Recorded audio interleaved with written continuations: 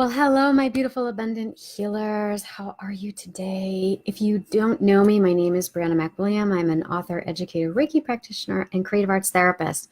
And I've been in the field for about 13 years now. And I also happen to be an online entrepreneur and have started bringing in up to $10,000 per month in online revenue using passive income funnels and live online group coaching programs. And I did that all within a little bit over a year. Also did it suffering from a heartbreak, helping family members with chronic illnesses, and also after losing my job. Still kind of blowing my mind, but it is possible. So today I'm really excited to address one of the questions that has come up in our private Facebook group, and that is, I'm trying to figure out my strengths and believing in the value that they have to offer. How do I do that moving forward? How do I hone in on what is unique to me? So I am going to address this question in the context of moving into the online space, because that is really how I managed to really step into utilizing my talents and skill sets. Okay.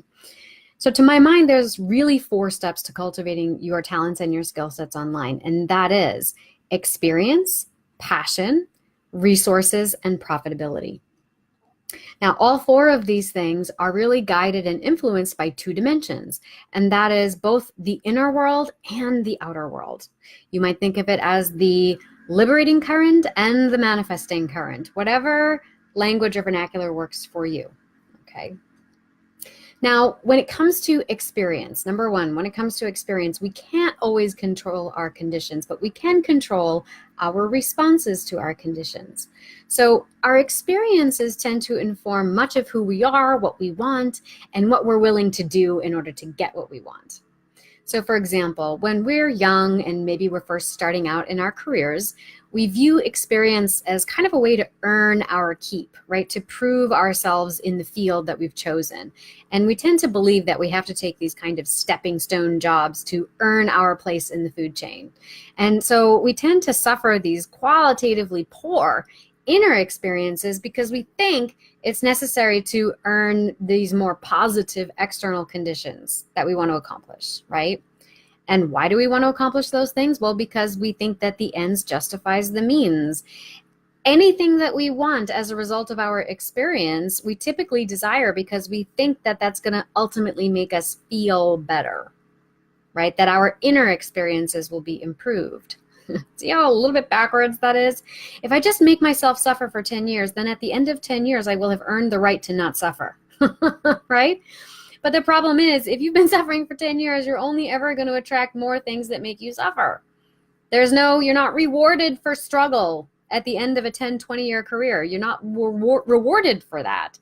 You don't suddenly wake up and everything you ever wanted shows up.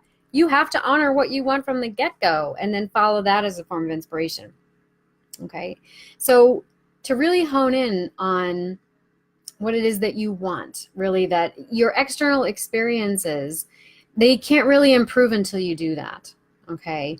You have to hone in on what you really want and what makes you feel good. And you need to shift how you're prioritizing the quality of your experiences from the outer manifestations to the inner life, okay?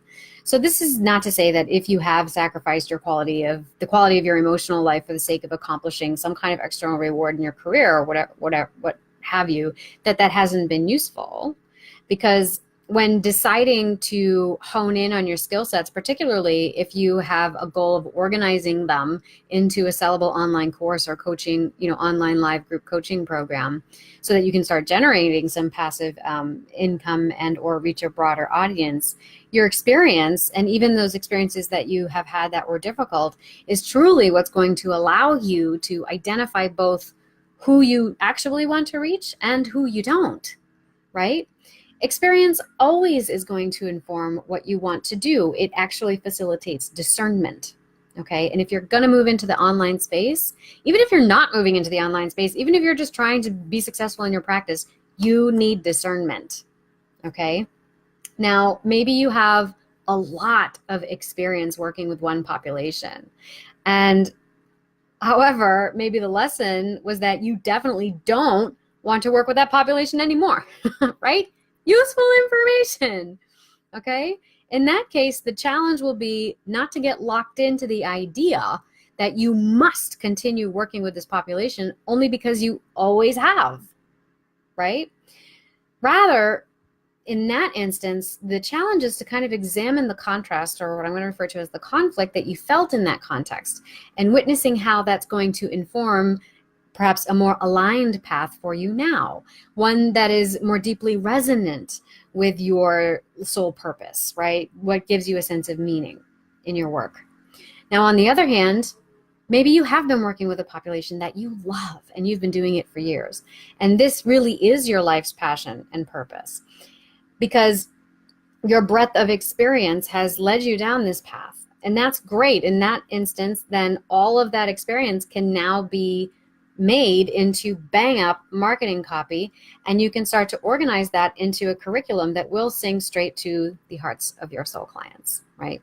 So that's how we can address experience, and either way, an examination of what you have done in the past and what your inner and outer experiences have been of those conditions is going to help you in the soulful marketplace, because it will help you understand discernment, right? Make better decisions, know more so what you want and what you don't want.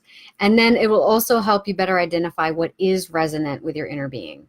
So on the practical end, here are a few questions you might ask yourself if you're trying to hone in. Okay, I know I've been a bit esoteric in my description so far, but here's some practical questions. Just think about what has been your experience in your industry and what was your relationship to that. Do you have any qualifications or accreditations? Do you have any case studies or testimonials that you've acquired over the years? Have you coached or consulted someone in the market that you want to reach before?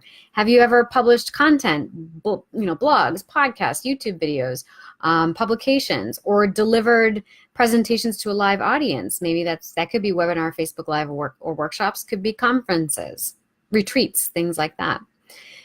Now, once you look at all of that, what you really want to ask yourself is, how did you feel about them? How did it feel in those spaces? How did it feel to interact in those venues?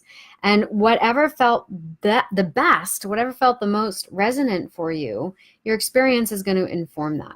Okay, so you might even give that a point value. On a scale of 1 to 5, each of those experiences, 5 being great, 1 being like meh, which of those experiences was closer to a 5, right?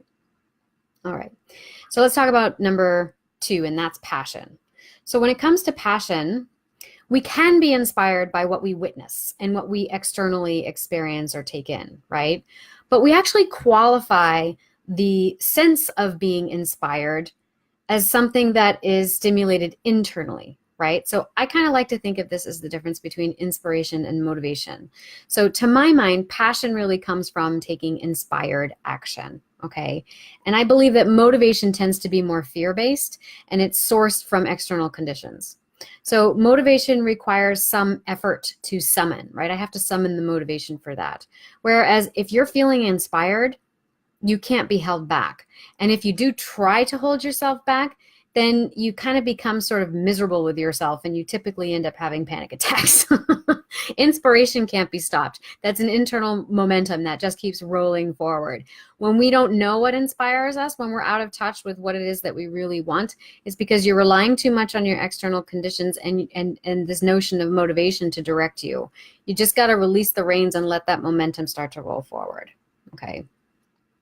Now, to say that in more simpler terms, feeling inspired really comes from, let's say, exposure to people, places, and things that have a resonance with something that is already there inside of you.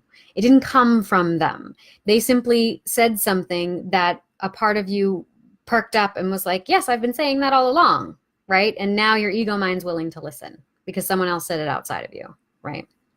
So here are some questions that you might ask yourself when it comes to passion. How much does any particular idea excite you?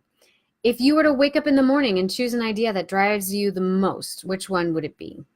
How passionate are you about the actual people that you might be serving in that particular niche? Okay. Which one of these ideas keeps you up at night circling around? Okay. Now, for some, it may not be a question of feeling passionate about things. It might be that they're passionate about a lot of things. It's really more about narrowing it down to the one thing that they might need to start with. Okay. So to my mind, that's really more inner work. And I'd recommend sticking with me to the end of this video, because we're going to do a little bit of an inner journey to explore some of these topics. Give us a little direction on that, okay? Now, the next thing I want to talk about is resources. So resources can be external, such as time, money, and connections, for example. So you might ask yourself, how quickly can I turn this idea into a business in, let's say, 6 months to a year, right? What sort of infrastructure do you have to develop, right? What kinds of intellectual and fiscal resources would you have to build out for what you want to accomplish, okay? What are the costs associated with this infrastructure and additional resources you might need to get started? Do you need any further training or accreditations to launch the kind of business that you want to launch? Now, if you're moving into the online space, I actually recommend that you stick to something that you already know and that you don't need additional training for, because my recommendation is start making money off of what you already know, and then you can invest in the things that you want to learn more about, right? Make that one of your whys, but start making money in the meantime, okay? Because a lot of times we have people who are perpetual students. They just keep learning. And really, everyone loves to be a learner. Being a perpetual student is amazing. It's what keeps us alive. It is what keeps us inspired. And it also staves off Alzheimer's. But, part of it too can also be an avoidance of stepping into your own authority and assuming the role of practitioner and teacher. And if that's the case, then there's some underlying self-narratives that we need to address. Right? So if you come into my program, The Abundant Healer 90 Days to Scale Your Practice Online, I will be challenging you to take stock of what you already know, because most people who come to me already know a lot, and then to start really looking and cultivating what you've already gained, okay? Because you probably have more than you think. Now, here's the thing about resources. If we don't have a wealth of internal resources, none of the above is very useful. Right? Goes back to those limiting beliefs and self-stories. Equally, on the other hand, if you have a wealth of internal resources, those external resources are more likely to be obtained and better utilized, right?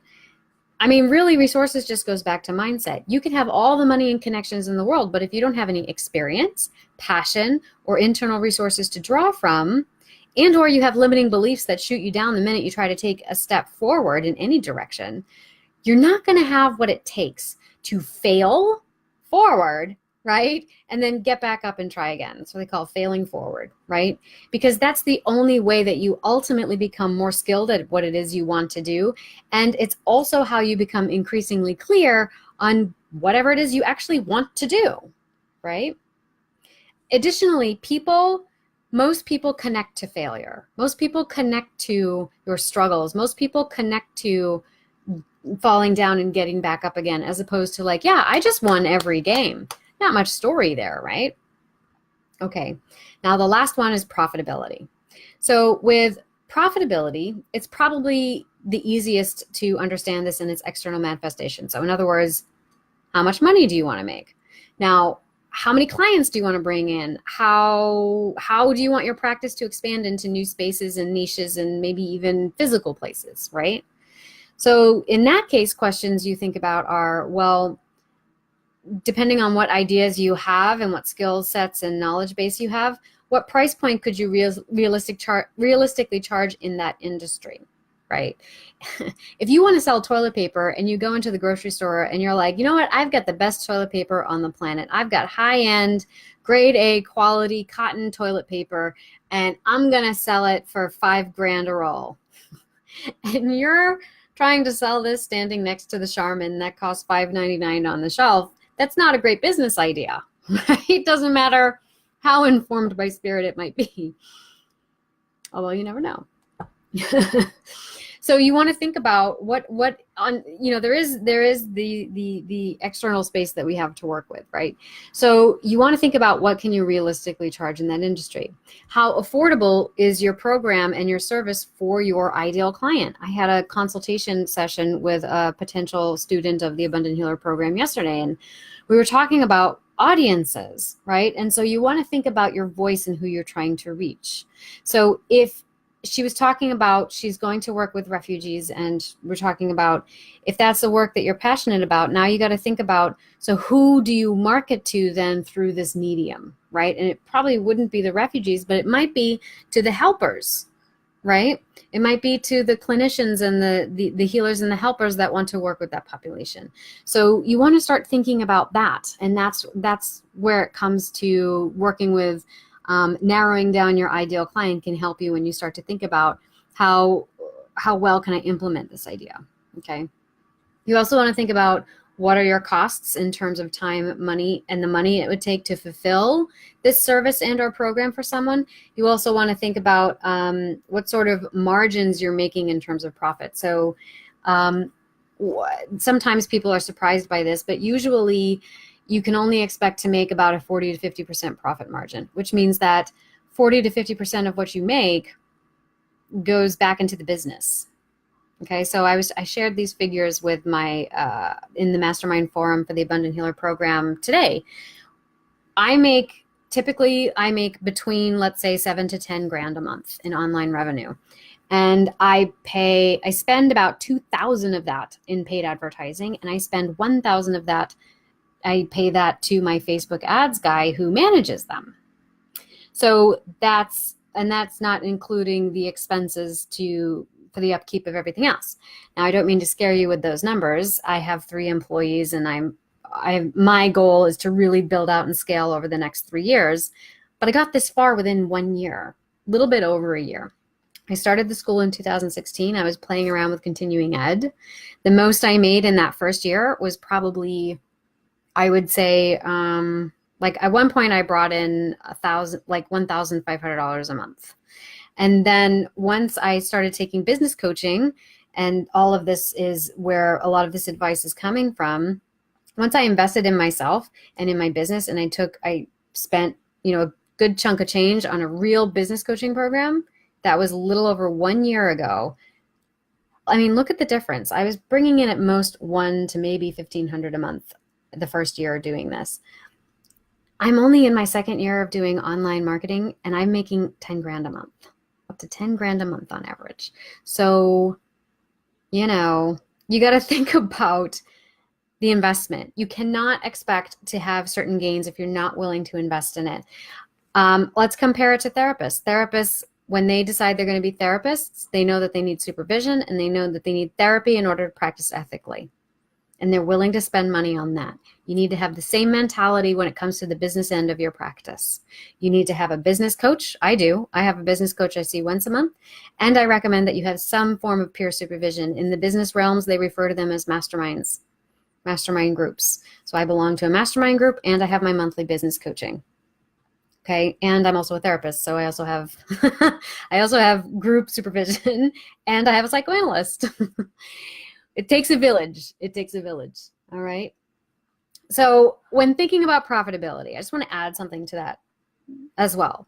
When thinking about profitability, we have to go back to the means versus the ends kind of discussion, because you also want to think about, is that profit actually going to make you happier? How and why? Right? Because when it comes to profit, you always want to keep in mind your whys, because money loves to have meaning. And for money to have meaning, it has to have a place to go. It has to keep busy. It has to feel as if it's accomplishing something important. And ultimately, that is bringing to you the things that you extract pleasure from the things that bring you joy, right? And because you are here, you're a therapist, coach, and or healer, you're engaged in some form of service with whatever it is that you do, right? And so ultimately what brings you joy is somehow bringing joy to others, right? So the better kept you are, the better you can do your job, the more effective you are. It's that, oxygen mask coming down as the plane is crashing. Make sure you put your oxygen on first, and then you can help serve the people around you. So when money is facilitating that process, and that is your why, then it has a place to go, and it's much more likely to come into your sphere, right? Because as I said before, anything you desire is because you think you will feel better in the having of it. That is your why. So you always want to remember that dimension to profitability when you are considering your means versus ends. Okay. So coming down to this summation of what we've talked about. So we've gone over how experience, how passion, resources, and profitability impact how you can hone in on your talents and skill sets and think about how you could potentially scale your practice online. And in the way that I talk about it, it's through passive income funnels or online group coaching programs. Okay, typically through, in my course, The Abundant Healer in 90 Days to Scale Your Practice Online, we do this by helping you develop a 6-week signature course. Okay. Now, in order to really hone in on, like, for example, what an idea for your 6-week course might be, and we do this in my program, I'm going to walk you through an exercise that we do together in my program. There's kind of 2 ways that we approach it. And the first is to use a value scale, and the second is to ask your inner being. So first, the value scale is you take a look at your ideas. You kind of write out a list of ideas. It doesn't matter how many you have. Maybe you have a lot, maybe you have a few, maybe you're struggling to even get one, but then you would just do a brainstorm, right? So you write out your list of ideas, and then against each idea, you measure it according to these 4 keys. So first idea, how much experience do I have with this? How much passion do I feel for it? What are the existing resources that I have that could contribute to this idea? And overall, what might be the profitability considering my ideal audience, right? My soul clients, okay? So you might, on each of those dimensions, 1 to 5, 1, not so great, 5, fabulous, right? You give it a score, go through each idea, right? Now, this is going to help you kind of narrow down how you actually really feel about those ideas. It's going to help you understand and experience that resonance within you if it's something you actually really want to pursue and could see it through to the end. Because, for example, you might score one of your ideas really high. Maybe you have like 10 years experience working with someone on this idea, but you come down to like the top 4 high value ideas and you look at it and you're like, God, I'm just so sick of doing that though. Perfect. Scratch it off the list, right? But sometimes creating that value system helps you see right away pretty quickly where you want to narrow down and hone in on the thing that you actually want to do, okay? Now, the second thing is, let's say you've got 2 or 3 equivocal ideas on that list and you're just feeling like, oh, I'm so torn. I know I want to pursue all of this. That's when you ask your inner being, okay? That's when you call it into your body and you see where it goes. So right now, let's just do a brief exercise like that. So I'm going to have you just take a breath, really settle into your seat or wherever you may be situated. Just feel the expansion of your belly, releasing anything that might cause any tension or tightness.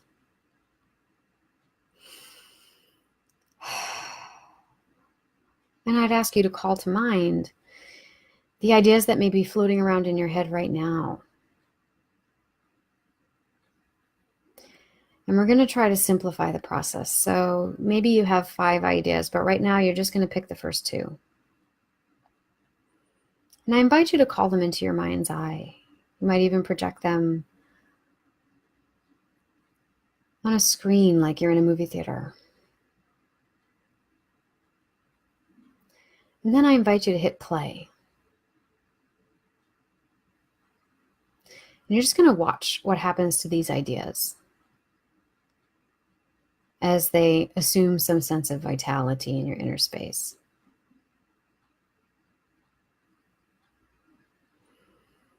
And you're just going to witness what happens.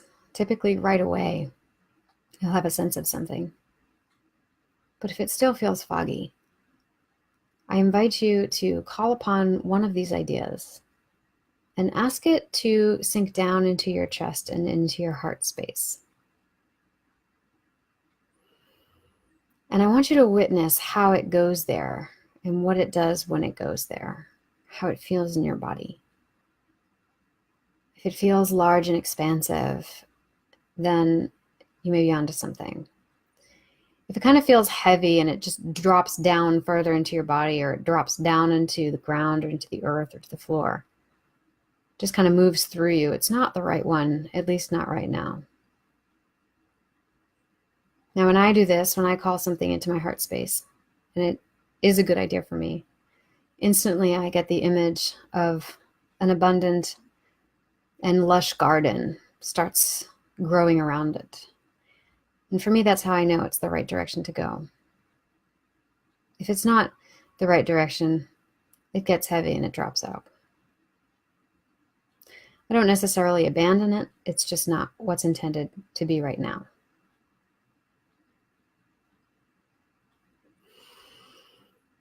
And just witness that. And if there's any question, you can call both ideas into the heart space and just see what they do.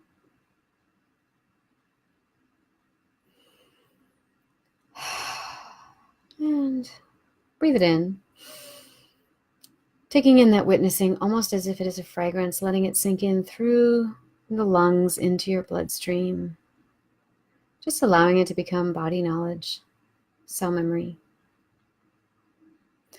And just know that through synchronicities in your environment, your own imagination, creativity, intuition, and even your dreams,